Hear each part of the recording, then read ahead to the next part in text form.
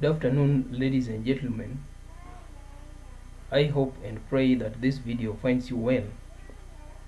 If you're watching me for the first time, I kindly request that you like this video and subscribe to our channel.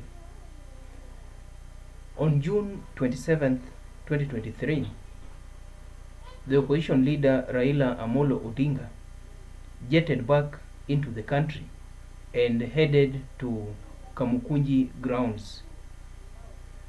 Raila was out of the country in Poland to attend an opposition party's conference.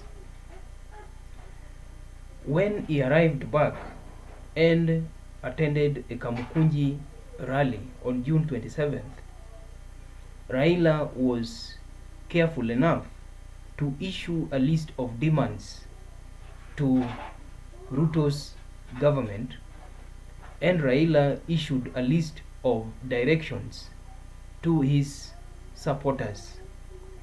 According to me, I believe the list of actions that Raila issued at Kamukunji grounds were meant for all Kenyans. They were not meant for opposition supporters. They were not meant for Azimio supporters, or they were not meant for supporters of Raila Odinga Baba. This list of instructions were meant for all Kenyans. As I said earlier, that the only thing that unites Kenyans from now henceforth is economy. Kenyans have been divided on political lines. Kenyans have been divided on social lines, and Kenyans have been divided on technological lines. The only thing that unites Kenyans today is economy, because when prices of goods rise, all Kenyans will experience the effect of the same. I want to take you through the demands, the instructions that Raila gave Kenyans at Kamukunji grounds. One of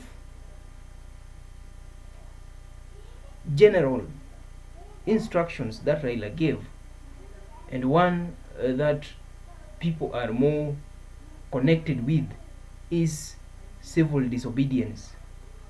To me, I understand civil disobedience as an honest and open opposition and disobedience of the government. You disobey the law agencies, you disobey the police, you disobey government employees, and you disobey every law that the government institutes honestly. That is my understanding of civil disobedience. I don't know how you define civil disobedience, but in my view, to make it more simpler, that is my definition. Now, Raila urged Kenyans to demonstrate civil disobedience. One of the instructions that he gave in demonstrating civil disobedience, Raila told Kenyans to refuse to pay taxes.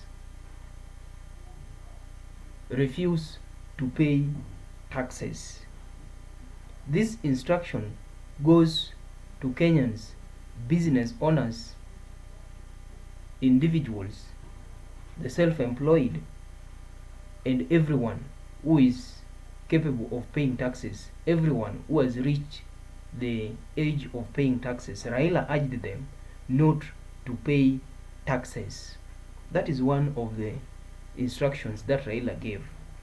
The second, Raila was strong to say that the bipartisan talks, the talks that were organized between Azimio leaders and Kenya Kwanza leaders, were ended. Raila instructed Kenyans, informed Kenyans that the engagements that were going on between Azimio and Kenya Kwanza on the various issues that were facing the country ended. This meant that from June 27th, 2023 onwards, dialogue was not an option. Dialogue between the government and the opposition was not an option. Raila also said that there would be nationwide signature collection to withdraw from the Kenya Kwanza government and the officials who supported the Finance Bill 2023. To my understanding, I think Raila is introducing the topic of secession. He wants Kenyans, he wants his supporters to secede from the current regime. Secession, for those who do history and for those who know a lot about politics, is withdrawing from the current government, establishing another country apart from Kenya. We have seen that in Sudan, when South Sudan was divided from Sudan. Now Raila is instructing Kenyans that if the government is not ready to listen, then there will be massive signature collection to divide Kenya. Raila also talked about Kapul. When we talk about Kapul, that is, he urged car owners, for those having cars, to give their friends leaves when going to work and when off work. Use one car when going on journeys or regular journeys instead of everyone driving their own cars. Now Raila urged Kenyans to use one car for regular journeys or when going to work or leaving work. If maybe 4 people have their own cars, instead of these 4 people driving their cars to work, Raila urged Kenyans to, these 4 people can use one car and then drive to work, simply to save on fuel and deny Ruto's government taxes on fuel. Raila also urged Kenyans to, instead of driving, to walk to work. I think that this would be applicable for those who work maybe regular jobs near places where they stay and they can walk. So instead of driving or using public service, you can just walk to work. But for those, maybe an individual is staying in Utawala and working in town, walking would be inappropriate. It will be impossible. Raila also urged matatu owners to maintain the current fare and carry excess. Maintain the current fare and carry excess. I think this would be a dangerous move, because when matatu owners allow their vehicles to carry excess, that would be endangering the lives of Kenyans, and accidents would be very common. But that is among the instructions that Baba gave.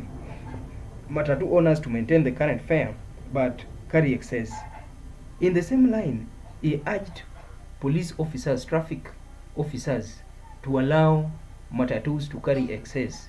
I think this would be impossible, and this would be a form of conflict between police officers, traffic officers, and matatu owners.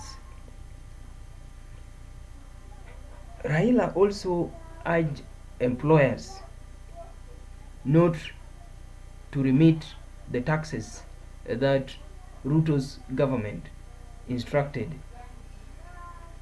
Raila is telling employers not to remit the housing levy, NHIF, NSSF, and other taxes that have been proposed in the Finance Bill 2023.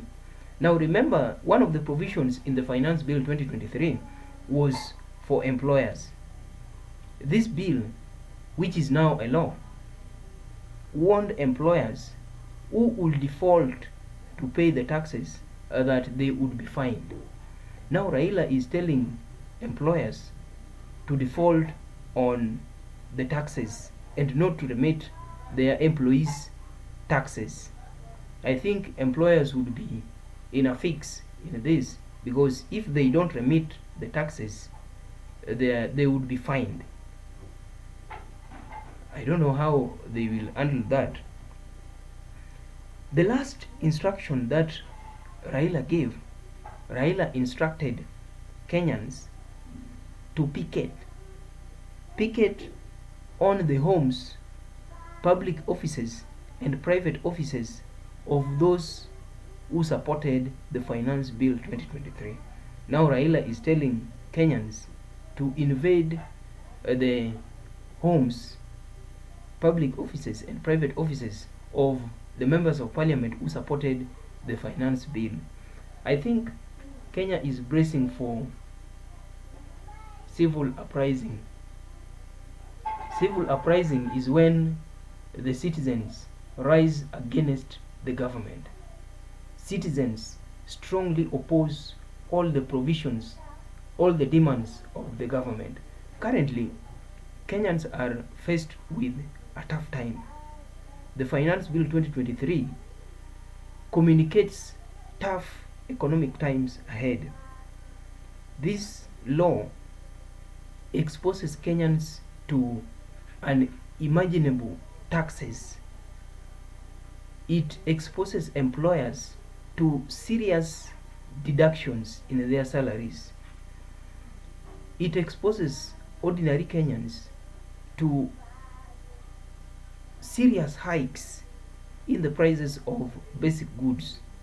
For example, when we see an increase in VAT on petroleum products, that communicates an increase in the prices of basic goods such as flour, cooking oil, sugar, and others. If currently the price of sugar for 2 kg sugar is 460, an increase in VAT on petroleum products with 16% would mean that sugar would be around 500 shillings. And if currently the price of a 2 kg maize flour is, I don't know, 240 or what, 240, 16% increase in VAT of petroleum products would mean that 2 kg maize flour would be 300 and above. For ordinary Kenyans who are earning maybe less than 500 in a day, this would mean an end to them. The cost of living would be higher. With these submissions, I think Kenya is bracing for a serious civil uprising. Citizens would actively revolt against the government. If I consider Raila's demands, and if in any case citizens are to implement them, then Kenya would face a serious civil threat. I don't know what you think, but that is my take on the effects of Raila's demands, effects of Raila's instructions. Please share your thoughts on the comment section, and most importantly, subscribe to this channel. Thank you, Kenyans, and thank you, Africans, and thank you, the world.